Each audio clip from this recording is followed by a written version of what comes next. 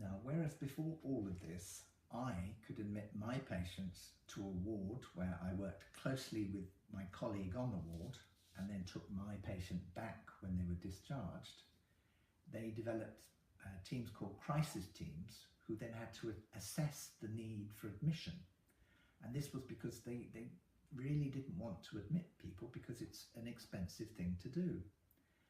Now, they may have, having assessed them, they may then admit them to a ward wherever they could find a bed, so to another team that didn't know the patient and I didn't work particularly close with, or they would then care for the patient in the community for a couple of weeks and then they refer them to another community team for further care, and then eventually perhaps back to me and to my team. So the whole system was fragmented, and in each episode of care, speed was of the essence. And really, moving from person to person, no one really knew the patient. Outpatients were banned. I was told that I wasn't able to see outpatients anymore. Long history taking and using that long history was frowned upon.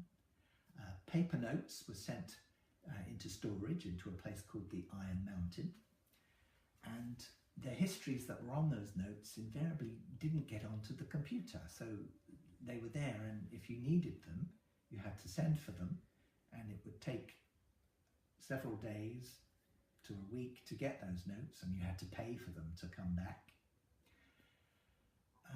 Pressure was put on our team to pull more people through our service, and I have to say that at that juncture I was really no longer happy that any member of my own family should be seen in my service, and this, that had always been an important marker to me, that I wanted to run a service that I would be happy for my own family to use.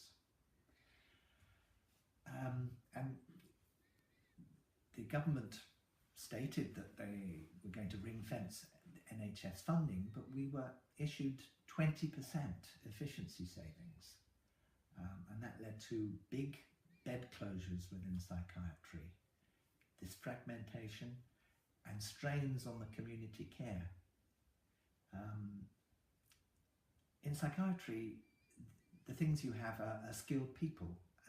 We don't have any other treatments really. We have medication, yes, but it's really people that matter. So if you have 20% cuts, you're really cutting 20% of the people that are working there.